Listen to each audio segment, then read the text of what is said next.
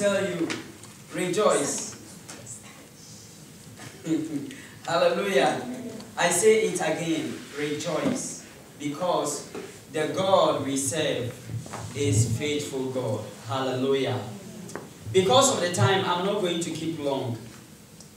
I know we have been blessed during the Sunday school so much, but we have to listen also to what the Lord has for us. You are the only that we are waiting for. You are the one. You are the one, Jesus. You are the one that we are waiting for. Holy Ghost, you are the one of our soul. Spirit of the Most High God, we thank you for your presence with us. You bless us every day, and today also bless us, touch us by your word. For your faithfulness shall never fail. Amen. We give you the glory. Grant us what you have prepared for us, O God. And may we live here not the same as we came. Amen. Amen. I want to take your Bible with me and open to the book of Proverbs. The book of Proverbs. The book of Proverbs, chapter 30. You'll be reading from verse 24 to 28.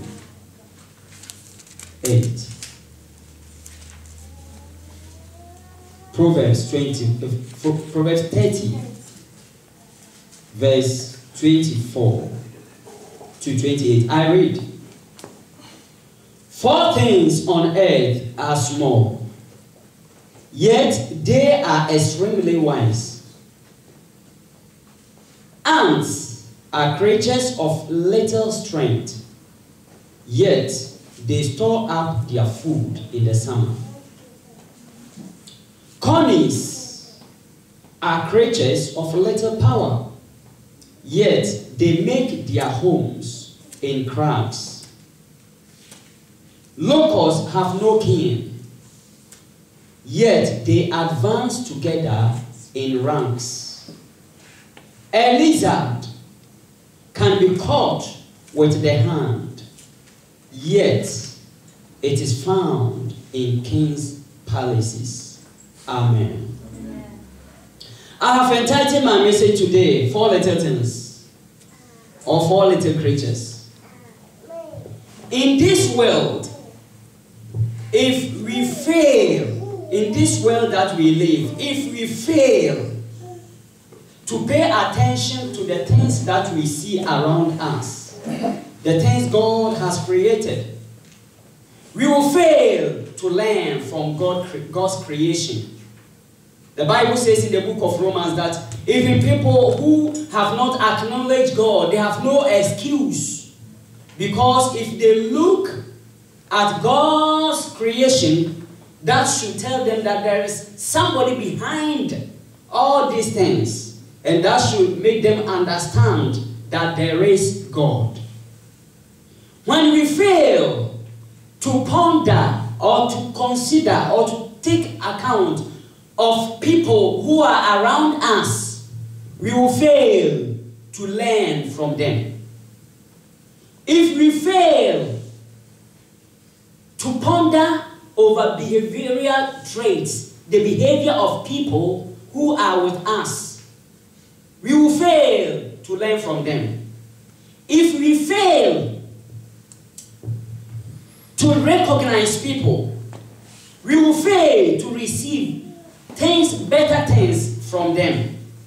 If we disregard people, we will always disregard and fail to receive better things that we have to get from them. Amen. God never created anything for nothing. All the things that we see, the animals, you know, sometimes I'm walking and I see the worm crawling on the ground. I think about the worm. What can I learn from the worm? The worm will go and hit somewhere because the worm is blind. The worm cannot see. This scripture that we read, the passage we read from the book of Proverbs, chapter 30, was not written by Solomon. The Proverbs 30 here was written by a person called Agur. And this is the wise saying that he said. His own analysis that he has made on these four creatures God has created. Before he said this, if you read from the beginning, he said many things. But what the message the Lord laid on my heart is to learn from these four creatures. And it is my prayer that we will not live here the same and we will never forget this message. This message has really helped me some time ago. I discovered something from these creatures. And one of them was a challenging to me so much in the hard times of my life. And I do believe that God will help us as we study these four creatures today. Four little creatures or four little things. Never forget, four little things. Four things on earth are small, yet they are extremely wise. They are small. The smaller size they are does not mean that they are the smallest on earth. He said they are small. He never said they are the smallest on earth. They are small. And you know, things that are small, people don't take notice of them. Do you know that? Things that are small are always overlooked. And most of the time, smallish people are overlooked by the giants. Many people are overlooked. Many things are overlooked. Why? Because they are small. They are small not because of the size, but they are not attractive. They are not beautiful. They have no identity. People don't regard them. People don't take note of them.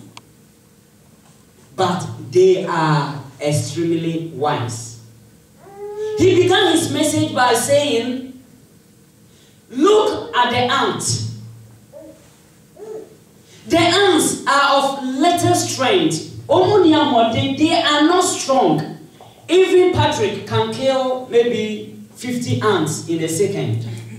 Yes. He can just scratch them with the feet, the foot. You know, children used to kill ants. Yes, they kill them. They are of little strength. Today the Bible is telling you and me as a church to learn something from the ant. The ant has no strength. The ant is always overlooked. The ant is being driven by even vehicles. Nobody, you know, when people are driving and they see even an antelope on the way, they will stop for the antelope to cross. I happened to see one time when I was in South Africa, I was driving and all of a sudden on the highway, then most cars in front of me have stopped.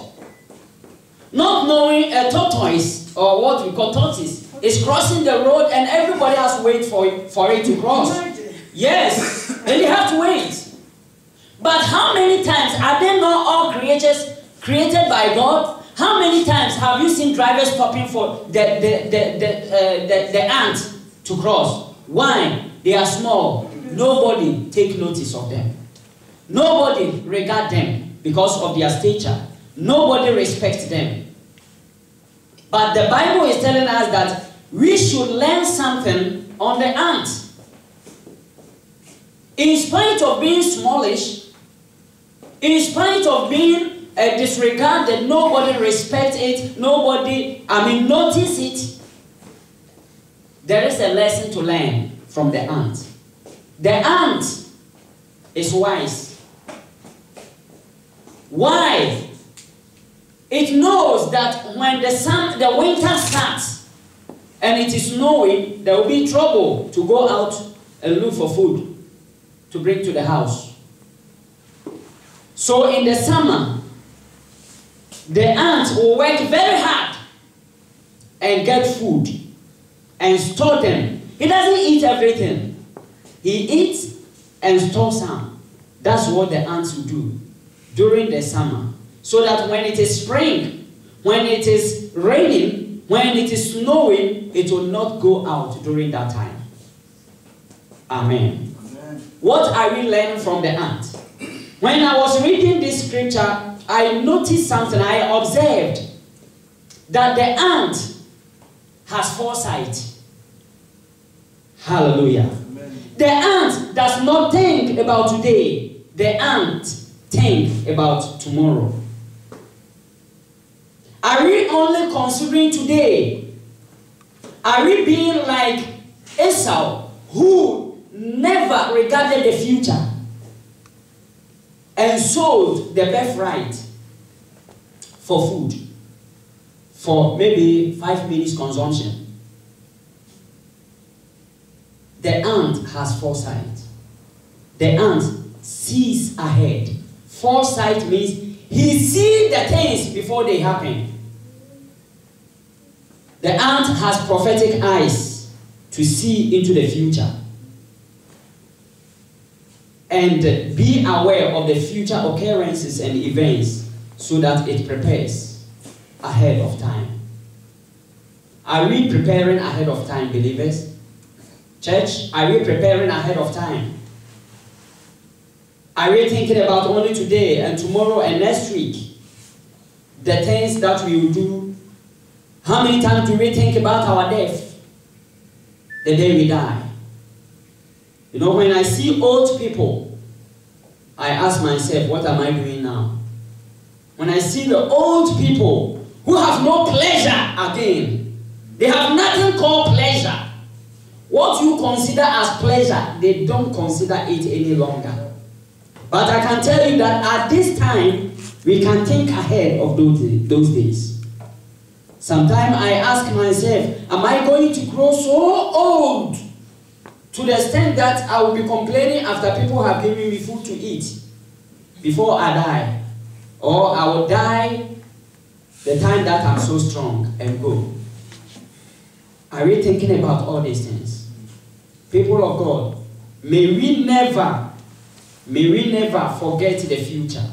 Today is here, tomorrow is unknown. But as we have the eye of the Spirit, we can discern into the future. We can look to the Word of God and see the glorious days ahead. If you are going through trials and tribulations, difficult times and stressful times, I want to tell you that you can look at the greater things ahead. You can see the promises of God and you prepare yourself for that.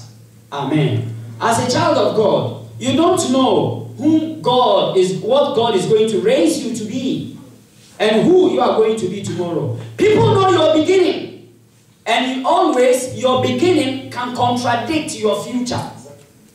Your smaller in size can contradict your greatness in future.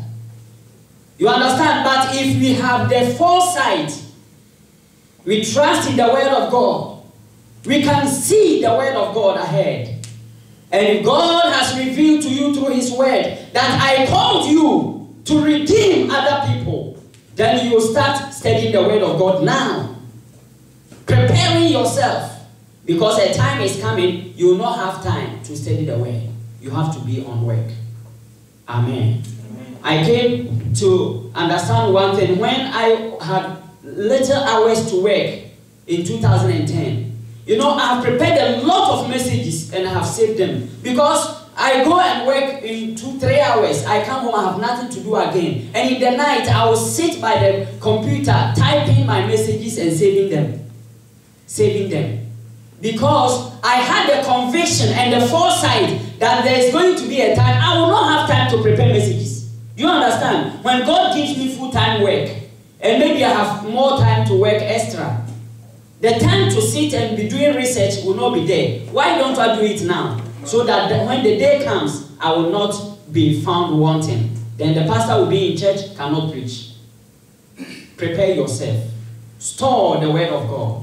Store it now. Study any moment of time that you have the chance. Do what your hand find. Do with all your strength and do with all joy. Hallelujah. So the the ants, even though Patrick can kill the ants, children can kill them. They kill them always. But we should not overlook them.